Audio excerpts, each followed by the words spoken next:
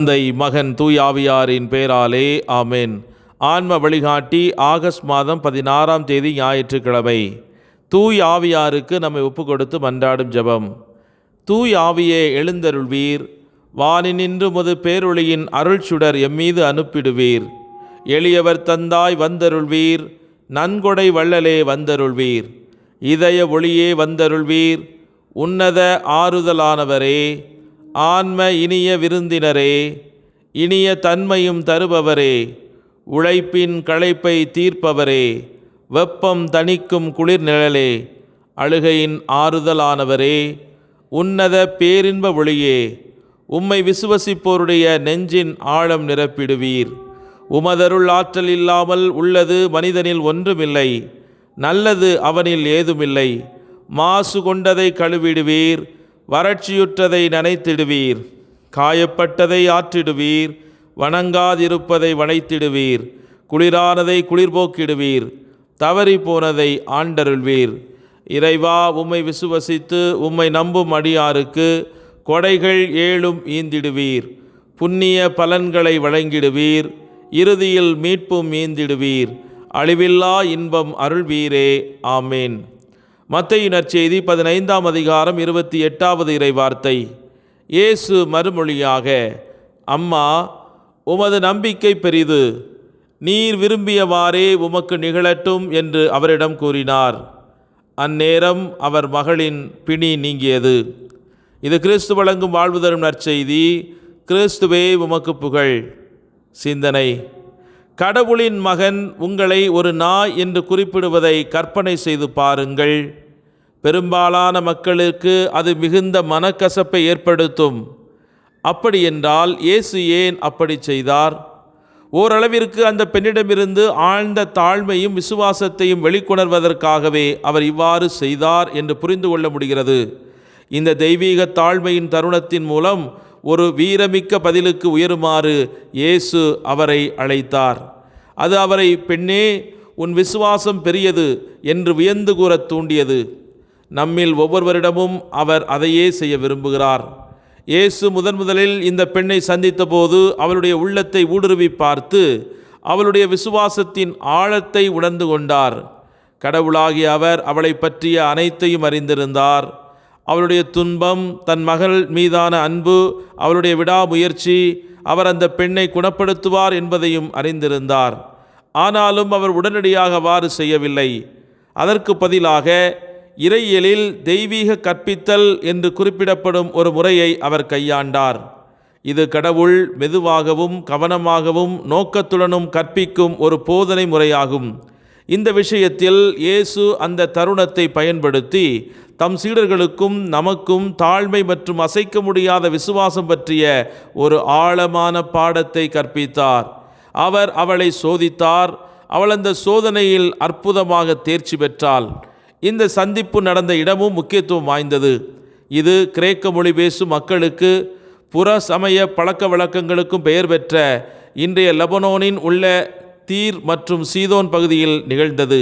அந்த பெண் குறிப்பாக ஒரு கனானிய பெண் என்று அடையாளம் காட்டப்படுகிறாள்.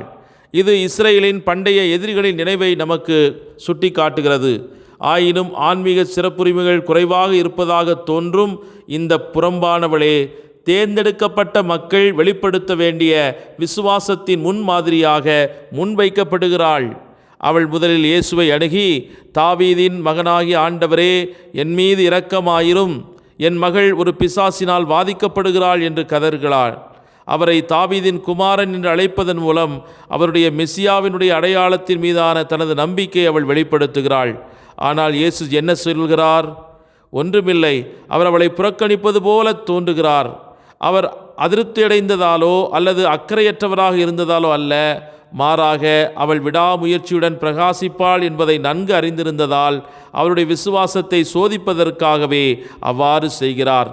விசுவாசிகளின் வாழ்வில் கடவுள் அடிக்கடி இதுபோன்ற அனுபவங்களை அனுமதிக்கிறார். நாம் கிறிஸ்துவை பின்பற்றினால் கஷ்டங்களிலிருந்து பாதுகாக்கப்படுவோம் என்று எளிதாக எண்ணிவிடலாம். மாறாக கடவுள் தமது பரிசுத்தவான்களை உருவாக்கும் மிகவும் சக்தி வாய்ந்த வழிகளில் ஒன்று அவர்களை சோதனைகளுக்கு உள்ளாக்குவதே ஆகும். இந்த சோதனைகள் கைவிடப்பட்டதற்கான அடையாளங்களாக இருப்பதற்கு பதிலாக வீர நற்பண்புகளுக்கான அழைப்பாக அது தென்பட வேண்டும். அவை தெய்வீக பரீட்சைகள். மேலும் அவருடைய கிருபையால் நம்மால் தாங்கிக் கொள்ளக்கூடியதை விட அதிகமாக கடவுள் ஒருபோதும் அனுமதிப்பதில்லை என்பதை உணர்ந்து இன்று நமது வாழ்க்கையில் அனுபவித்துக் கொண்டிருக்கிற ஒவ்வொரு தெய்வீக குறுக்கீட்டையும் சரியான முறையில் அணுகி இறையருளால் வெற்றி கொண்டு நம் விசுவாசத்தில் வளர இறையருள் வேண்டி இணைந்து மன்றாடுவோம்.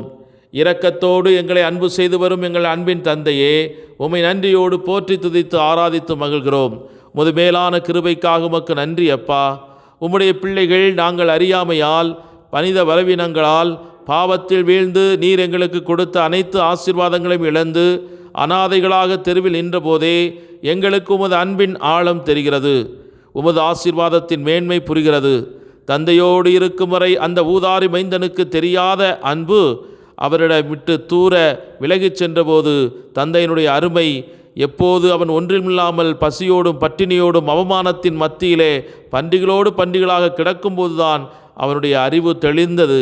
அதை போலவே இயேசுவே, நாங்கள் எப்போது சாபங்களின் மத்தியில், இழப்புகளின் மத்தியில், அவமானங்கள் மத்தியில் சிக்கி தவிக்கும் போதுதான் உம்முடைய பாதுகாப்பின், உடனிருப்பின், ஆசீர்வாதத்தின் மேன்மையை அறிந்து அதனை நாங்கள் வியந்து போற்றுகிறோம். ஆண்டவரே, இன்றைய நாளிலே ஊதாரி பிள்ளைகள் நாங்கள் உம்மை தேடி வருகிறோம்.